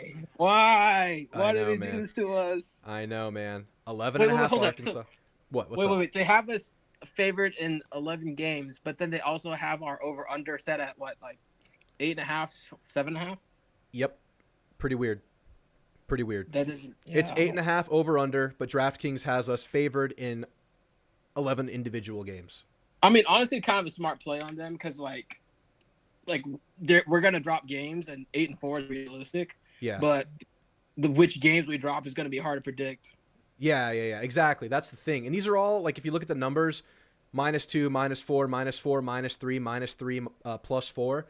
For all intents and purposes, those are pretty much toss-up numbers right there. Those are can go either way numbers. And I would agree with that for the Notre Dame, Missouri, LSU, Texas game. I would think those are pretty much up in the air right now. Yo, are we the new Nebraska in the sense that like all we do is win or lose one possession close games? Dude, with the way the schedule is, that is on the table. These are going to be a bunch of tough games, but a bunch of winnable games. The thing is, they're all winnable and losable, man. There's no there's not a lot of super easy games where I'm like looking at it like, okay, A&M wins that game. There are some, but not many for a college football schedule. But on the same token, I mean, they're all winnable. There's so many toss-ups on the schedule. Okay, man. so let me ask you this, because obviously no one's going to create predictions, before we even have a final roster listed. But who do you see more of our losses coming in the front half of the schedule or the back half? Ooh, so probably. Just looking at it, I would say front half because you're breaking in a new staff, right? A bunch of new players. And I think that's kind of the big factor going into the year. So for that reason, I would say front half, although I think the tougher teams are kind of in the middle portion of the year. Actually, I'm going to take this opportunity. I was asked this question on Twitter by the Redshirt Sophomore podcast. Which month is the toughest month on the schedule? Ooh. So let's just loop Notre Dame into September. So September has Notre Dame, McNeese, at Florida, Bowling Green, Arkansas. I don't think on paper it is. October is Missouri, Mississippi State, LSU. I mean, 2 tough games in there. I mean, but we'll get both of them at home. Both are at home. November is at South Carolina, New Mexico, at Auburn, home versus Texas. So I think if you average it out, it's probably October, but I'm still going to go. I know it's not on paper, but I'm going to go with September because of the newness factor. That's fair. No, that's 100% fair. So CD, if you're out there, I say September. So do you think there's going to be growing pains along the way? I think there will be growing pains, but I don't think that necessarily means you lose those games. You know what I mean? It's going to be – I mean, they could just be ugly wins, but win is a win. I'll take that every day because we've had so many ugly losses under Jimbo the last few years. I'll take another win. Year felt like Nebraska. It was like, good job. We clutched defeat from the jaws of victory once again. What were they, like the best 4-7 team of all time? Is that what they were saying? Something like that? Yeah. I've seen so many commentaries on how like the fall of A&M with that recruiting class should be studied, and quite frankly should, because it should be. Everyone like bought into it. Like no one didn't buy into that. Even our rivals bought into like A&M is now a recruiting juggernaut, and it was like, oh yeah, fundamentals, and then culture were all overlooked in the process, and it's like I can't deny that. You can Yeah, I don't know if you heard. Did you hear that thing that Brian Kelly said? I put it on the show briefly earlier, but basically he was saying we're not in the business of buying players in just these bidding wars. We want to develop that relationship and recruit that way too, even though NIL is here. And a lot of people are taking that as, okay, LSU's not spending money. LSU's not going to get the players they should be. But I actually took some truth in that because we've seen what it's like to just go out there and bid for the best players and not have it pan out, and maybe have players that don't care to grow as a team. And I think we saw a lot of that in 22. No, and then in regards to LSU, it's still pretty crazy. Like I've heard them shout out to a Crane and Company show. They were the ones who I think made this reference. Ole Miss and LSU have switched places essentially. Now LSU is the high-fluting offense, but can't tackle or have their own in-state defensive talent stay with them. And now Ole Miss has somehow gone out and have always had a good offense. Now it looks like they have the at least on paper, the players on defense to get it done. Yeah, that's a really good point. And we've talked about this, I think you and I, that I think Ole Miss is playing the modern football game perfectly, and they might actually be that LSU type of team in the SEC for the immediate future. I mean, I think they have that path right now with what Lane's doing there. I think LSU's kind of doing they're essentially, this is a big moment in their program.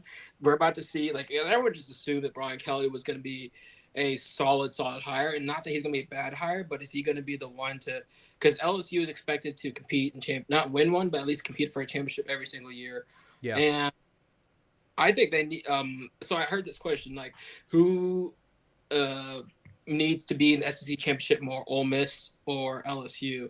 And you can slice it either way. They both need to be there, or at least in the playoff, I should say, the playoff. In the playoff, oof.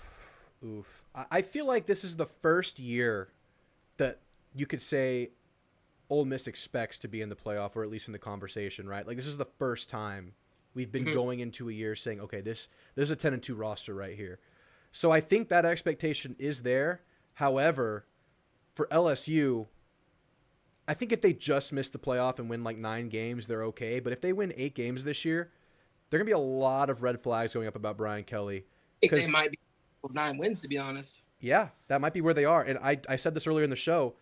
I think that's what kind of team we're looking at this year. I see an 8-9 win team at LSU. Not a bad team, but not a team up to their standards and what they expect a year 3 head coach, at least given their recent history where every coach that's been there has won. I mean, Ed Orgeron won there. I mean, it's so easy a caveman can do it. Literally, Ed Orgeron did it. Yeah, no. It's going to come down to, I forget the Blake somebody there, DC, if he can like squeeze as much production out of there, and if Harold Perkins returns back to form. Yeah. Every he just like. I'm not rooting for that. And it sucks because he was. Oh my God. So yeah, another thing about A&M recruiting the last few years that needs to be studied is like, oh yes, we have so much talent that acquired, and somehow we missed at the most important positions, specifically the O-line and linebacker position. Yeah, that's right. And here's the thing about the 2022 class that gets overlooked. Yes, best class on paper, but that class had some gaping holes in it, right? Like, it was very D-line heavy, that class.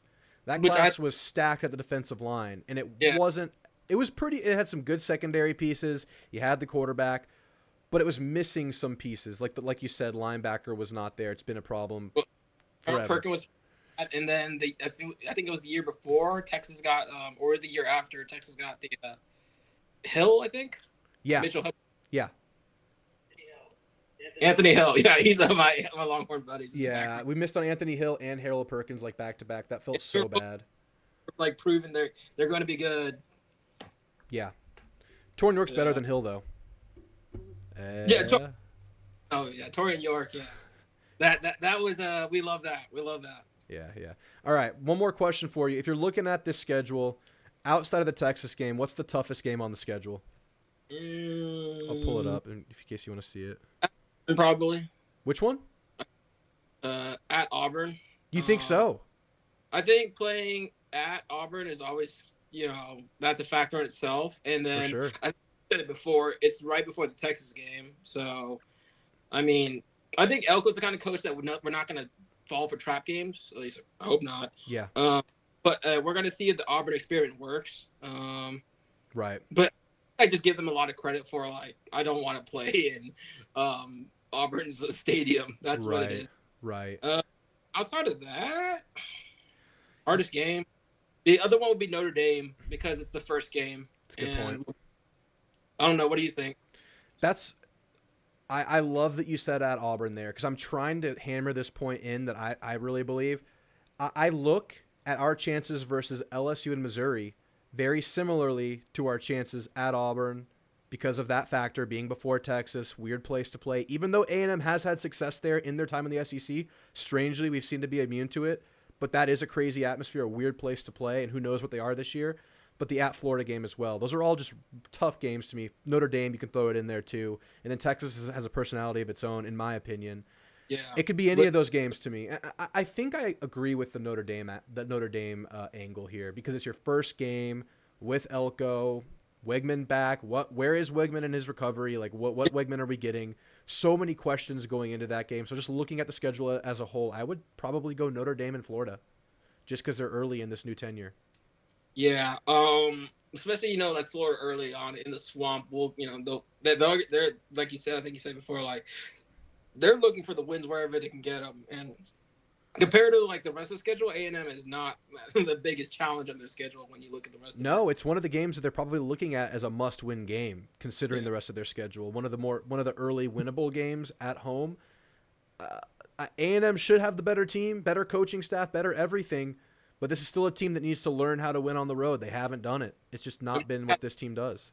Years, and that hasn't exactly panned out. Yep. Anyway, Noble, what else is on your mind tonight? Okay, one other thing. So I've had, all this talk about, college football restructuring and how eventually, like, we think the conferences are going to break away from the NCAA and all that. I have this theory. I don't know if I've pitched it before or not. Let's hear it. About how the Southwest Conference is going to be reformed. I think you've briefly talked about it, dude. Oh, okay. Yeah. Okay. So time is like a flat circle. So obviously we're gonna, Southwest Conference was what it was back in the day. All Texas schools, Arkansas, and and so and then evolved to the Big 12. I'm giving a little history lesson there for anyone new out there. And then we've now SEC in its final form. Now, what we're talking about is like everyone knows how uneven college football is currently, and just reality.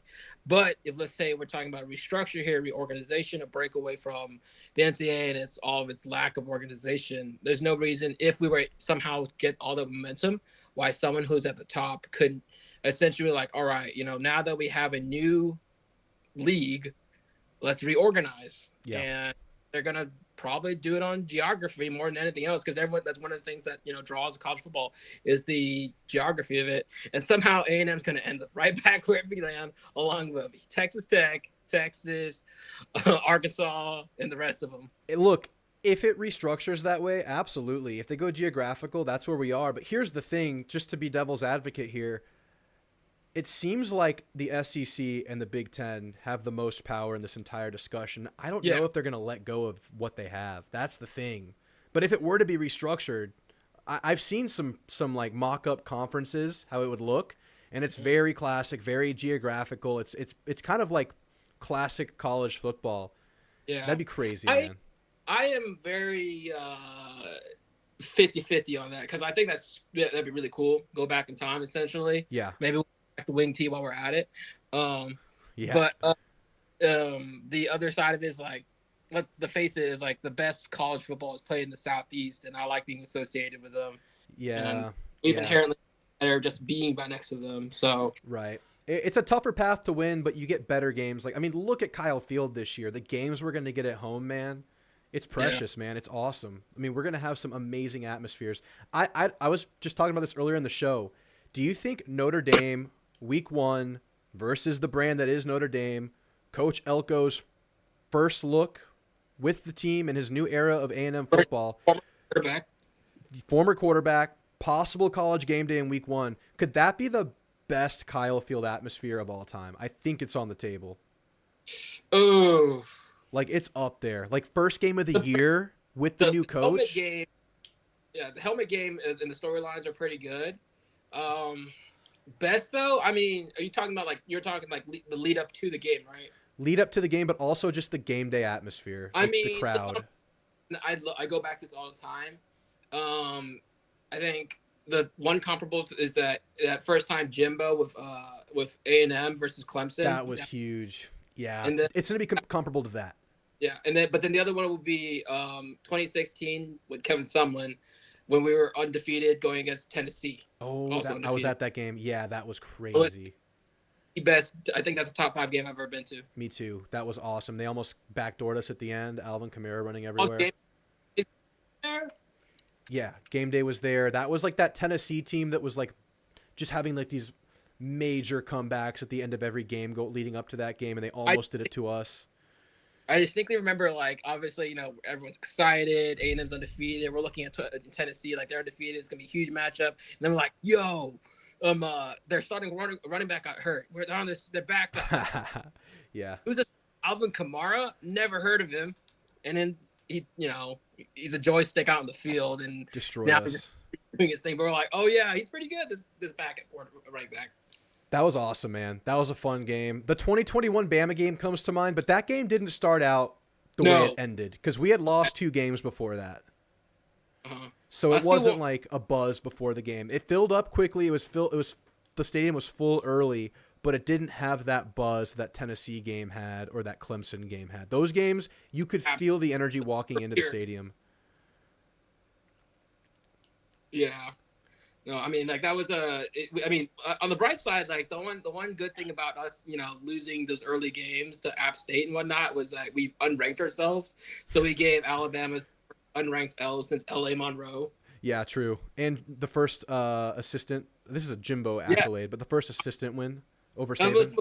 probably the most forgettable stat ever now. Yeah, who cares? Yeah. Yeah. It was crazy. It turned into that night to remember, but as far as like the full package game experience, if A&M wins this game, this is going toe to toe with those other two games you mentioned. I would predict right now. And I'm going to try to go to it. What games are you trying to go to? You trying to go to games this year? Yeah, I mean, I have a friend who's a big Notre Dame fan. I mean, actually, you know what? There's no such thing as a casual Notre Dame fan. They're all pretty much into the right. So that first one, A&M Arkansas and Dallas, because I live up in Dallas, so that's gonna be. I think it's the last time up here in Jerry World, so we got to go for that. Yeah. If I can swing it, the A&M LSU, just because it's gonna feel weird. Like I feel like somehow it's gonna get even more toxic now that on Thanksgiving, we're both gonna try to give each other the cold shoulder, and at the same time we're gonna be trying to beat the crap out of each other on the field. It's like, okay, yeah, you were our backup rivals until Texas arrived, Yeah. and LSU, we hate everybody, and we hate y'all especially. Yeah, dude, I think this is a year we can get right versus LSU. I really do. Yeah, I'm in the similar boat. I'm going to try really hard to go to the Notre Dame game. I want to go to the Arkansas game. I'll try to see you at either of those games. That'd be cool. And then I want to go to either Missouri or LSU. I don't want to pay $700 to go to the Texas game. It's just too much. Yeah. I'll show up for the tailgate though, so I'll pull up for a tailgate in College Station that weekend. Nice. I'll probably live stream the game. I'll be here melting on camera. Well, hey, if you come up for the A&M Arkansas game, hit me up. We'll be here. I have some tailgates that you can, make yourself awesome. of. Yeah, dude, I love going to that game. I don't go to the Dallas area or the Arlington area often. Every time I go, I have a good time. Oh yeah, and it'll be. I know like coaches always like obviously from a fan perspective you want as many home games as possible. From a Dallas fan perspective, and then also coaches enjoy like going to a venue that allows them to advertise their team to the rest of the. Yeah, the only negative is you don't get a recruiting visit. I don't think that weekend, or does the home team get to host at? I think you can host if you're the home team, but you're not hosting like your home environment is the problem. So that's the one negative there, but you do get to expand the brand by going to these neutral sites. Look, I'm in the minority here, man. I like that game, and I would not be mad if it continued. That was like my first Aggie experience was like becoming a student. Everything was at that game. That was like one of my very first experiences. The Cotton Bowl or the Red River rivalry game being at the Cotton Bowl. Because it's a halfway point essentially. Well, it's not really halfway between Oklahoma. Wait, is it halfway between Austin? No, Mitchell. Yeah, it's like slightly closer to Norman. Yeah, it's like a couple miles closer to Norman. It's almost exactly halfway. Yeah. It's just Texas, and the Texas people reside in Texas, but I'm sure a lot of OU folks reside in Dallas too. Oh yeah, there's a ton of Oklahoma fans. Y'all got a bunch of seniors there. I would not be surprised. I bet there are a bit of Arkansas fans there too. I bet a bunch of Arkansas. It's not too far. It's like a manageable drive. DFW is the largest area for Arkansas fans. Yeah, I believe it. Mm-hmm. Well, all right, Noble, what else you got, or is that going to be it? Or can I ask you what I can expect from QB1 in his first game starting? Oh, okay, yeah. Look, I'm just excited to have this opportunity. We're not going to let the team down. We'll hand the ball off. We'll pick up the yards, and just try to get a clean snap off. That's the goal. Look, son, you've been good. But I think now that you're represented by the Noble Industries, this new NIL deal you got very lucrative, son, we're going to take you from good to great. So I want to see greatness here, son. I know you've been hitting the weight room. I know you've been training. I know you're not a big fan of your receivers just yet, but I want you to control what you can control, son, and go out there and give it hell. They get open, though. I'll give them that. They get open. They get open, then nothing happens. Yeah. We can train the hands. Train the hands. We're good. All right, yeah. Noble. If that's it, man, you have a great night, and I guess I'll see you Sunday night. Yes, sir. We'll watch the game film. Get ready for that game. Yes, sir. Be ready, son. Need you out there. I forget. I don't know yet. There'll be a pre-show. I'm scouting them. It's a faceless opponent situation. You know what I mean? Yeah, absolutely. We treat everyone the same. It doesn't matter if I'm playing Alabama or Wisconsin or Wyoming. Exactly. Yeah, whatever. We'll beat them. Dude, oh my God, that's the most storybook beginning to your season as you beat Utah and then lose to Wyoming. Dude, that pick I threw at the end of the Wyoming game, I was reading chat and I was like an autopilot, and I look at the game and I'm just. When Noble decided was when we decided we're gonna move with Noble. We're moving Noble in. Noble's taking over. All right, man. I'll see you then. We're gonna get the dub. All right, sounds good. Catch you later, Coach. Later. That was QB1 Noble guy. Let's check in on the chat, and then we'll get into Theo's call. And Theo's going to be my last caller tonight. I'm going to Well, he's going to be I'm going to declare Theo as the last caller. For some reason, I can't take the pinned chat down, the pinned link down. Chris Cobb, good to see you, Chris. Ags will go 11-1. Got to believe in Elko and company. That'd be great. Hope so. It's on the table. There are 12 winnable games out there for sure. Dixie Chicken Domino beer, good one. Dude, Dixie Chicken beers hit different. Northgate beers in general, just absolute vibe. Matt Meyer says, game time beer is overrated. I'm too invested and anxious about the game that I can't fully enjoy the beer. Crack open a cold one for a game not involving my team, though. Like I said, I can do 1 or 2 game day beers, game time beers. Like, they act like a beta blocker, right? Kind of like a performance enhancer if you're like in archery or some kind of precision sport. You can't even have like 1 drink before those because they're technically like, they stabilize you. They calm you down. So 1 or 2 beers, fine. But more than that, no. I totally agree. I haven't been to Johnny's New Bar in Northgate just yet. All right, last caller of the night. Theo, you're on with Drew, man. What's on your mind tonight, my friend? How you doing? Oh, I'm doing well. Getting ready to head to bed. You know, that 6:30 wake-up call comes early. I know it, man. I appreciate you spending some time with us, man. We're just here talking like fans. It's the off season. We got some Vegas lines that came out. High on A&M. I don't know if you want to talk about the schedule or anything involving the opponents and maybe the pressure points of the schedule, how you feel about everything. Do you have any thoughts towards that? I was actually kind of surprised to see what FanDuel was saying in terms of what they think our schedule is like. Yeah. I don't see a whole lot of variation. Like, I feel like it's a very pick-em schedule, which is everything we've been talking about. That it looks like it's a very favorable schedule, but either one can be a slip-up if we don't handle our business. 100%. We talked about, Auburn being a trap game. I'm always afraid of being at Mississippi State because for whatever reason, it's always stark Vegas hellhole for us. You know what I mean? I'll admit I've not been bringing that game up much. So I hope the team, and I'm sure they are looking at that and understand what that can be for A&M if things don't go right. I mean, yes, absolutely. It's been a trip up for years. Notre Dame, they're dealing with some of the same stuff we are. They're putting in a new defense. They are breaking in a quarterback. They are replacing quite a bit of offensive linemen, quite a bit of linebackers. So, again, that looks just like a perfect game for us to jump into, to be on equal talent level and test ourselves. Absolutely. I look at it as a toss-up. At this point, I don't think I could confidently pick that game. It's that even. I mean, I just think both teams have things they're going to be working through early in the year. I mean, they're replacing a lot on offense. They're replacing a first-rounder at left tackle. They're replacing the other tackle. They're replacing the center. They're replacing pretty much their receiver core, I believe. Estime, breaking in the new quarterback, like you said, and that's a quarterback that's having a second surgery on a previously surgically repaired foot. So they're coming in with a quarterback who's coming back from an injury just like we are. It's very, very good point that there are a lot of similarities. And I think a toss-up is totally fair. I'm just glad it's at home.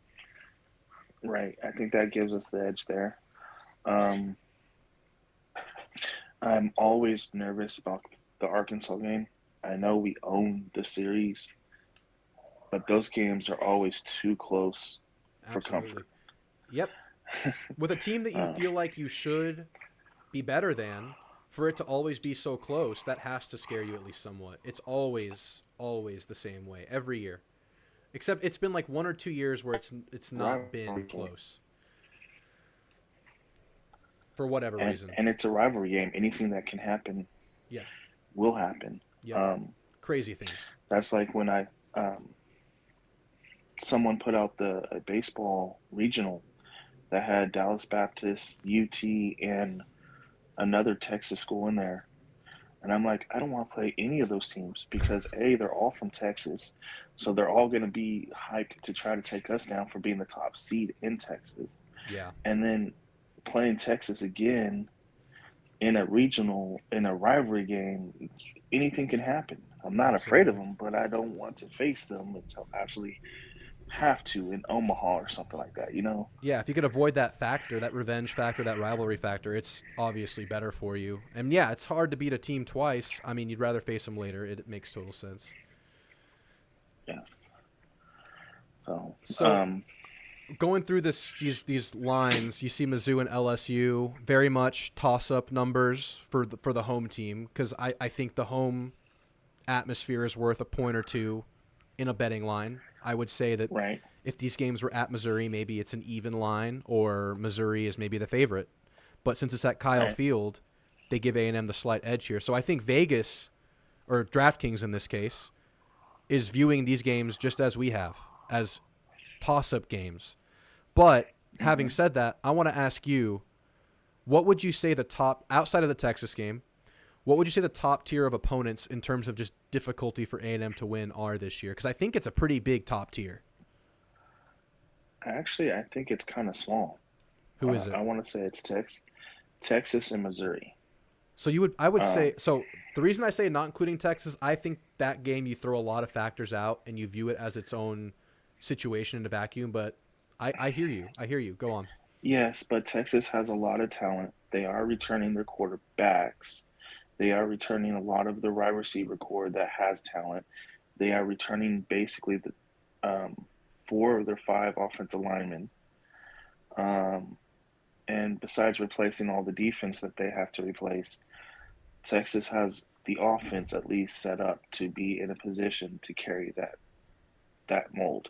And they're uber talented. So I worry about Texas. Sure. Missouri is almost the exact same carbon copy. Missouri has their quarterback back. Missouri has 4 of their 5 offense linemen back. Missouri has Luther Burden back. And the other starters. They have a bunch of receivers back. And a bunch of receivers back. And then, yes, they lost like Darius Robinson and maybe another linebacker and a corner and a safety. But Missouri has drafted and developed pretty well defensively. So I'm worried about that aspect. Sure. Now, LSU, I'm not so worried about because LSU is replacing everything in terms of quarterback, running back, wide receiver. They'll bring a good O-line back, but what made their offense go last year was the quarterback and those receivers, and those are all gone. Mm-hmm. And they had a bad defense. They lost. Talking about the bad defense, they still lost like 4 defensive linemen off that defense in the draft this year. Yep. So, and then I think, if I'm not mistaken, they lost a corner or 2 as well. So their defense is going to be just as bad, if not worse, than last year. Mm-hmm. And so LSU's dropped down a tier in terms of difficulty to me. Yep. So I'd put Notre Dame and LSU on the same like B tier. Okay. The same fear tier would be like Texas and Missouri. They would be like the A tier. I can see this for and sure. And then the C tier of, oh my God, these are difficult games, but we should absolutely beat them, would probably be Auburn, Mississippi State, Arkansas. How about Florida? So with the Florida thing, I think it's more us than them. That's the game that the players that we've had the last few years that haven't learned how to win on the road, that's the game they have to learn how to win on the road. And I know they have a top 20 talent roster. They might not be the best coach team out there. They might have a pretty bleak outlook next year. But it's still the game that A&M has to get over that road hump, and that's the first time they do it in the year. And it's early in Elko's Yes, tenure. but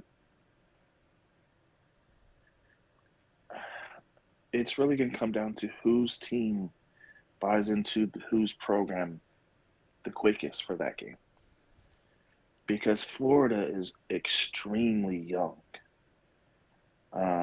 They're like us last year, where they have a bunch of freshmen and sophomores and redshirt juniors starting for them. First year To me. starters. Yeah, they have a bunch of first year stars. If I'm not mistaken, they're gonna roll out DJ Lagway by that time. So, and we all know how freshman quarterbacks in the SEC is. It's tough. It's hard to play SEC teams with freshman quarterbacks. Yep. Pull off like they did in Utah last year and pound the rock. Probably. Yeah. I'm not so worried about Florida. Plus, Billy Napier tends to make that what did you just do? Coaching mistake? Yeah. You know what I mean? Yeah. He still calls plays for them. Can you hear me? Yeah, I got you. Can you hear me? Theo, I'm going to kick you out and pull you back in. Sure. Hold on. I see my voice is broadcasting. You there, Theo? You there? Theo, you with me? I'm not muted. I'm broadcasting. It shows me broadcasting. I'm going to kick you from the studio and then you just jump back in. We might be good. Yeah. Well, I think Florida, for what I'm more fearful is us getting over that hump, but you're talking me into it, man. I'll take a closer look at Florida throughout this offseason. If they indeed have a bunch of young starters on this team, then I think you're right. All right, Theo, if you're not able to jump back in here, I think I'm going to have to call it a show. You were breaking up a little bit before you went out. But anyway, let me try to get him back in real quick. You with me, Theo? You with me, bud? All right, man. I'm going to have to end the show here, Theo, if I can't get you back on. It's getting late. But I appreciate your schedule breakdown. Call in next week. We'll get you back on. Hope to see you guys on Sunday, Theo included. Last call, Theo. All right, man. I'm gonna have to call it a night, guys. Thanks for calling in tonight. If you called in, thanks for taking part in the show. We'll be back Sunday night for the last Dynasty. If you want your fix of football in the offseason, I'm playing NCAA 14 for the last time before the new game comes out. We have a Dynasty with the SMU Mustangs. We're trying to take them to the promised land. I'm getting you guys involved. Anybody who watches the show can sponsor a player. You can edit that player. Give the player whatever name you want. You can give the player the number, pick the cosmetics of that player, and that guy will be your player. So that'll be it. Guys, thanks for tuning in. You'll have a great night. It's getting late. I'm stumbling on my words. Good night.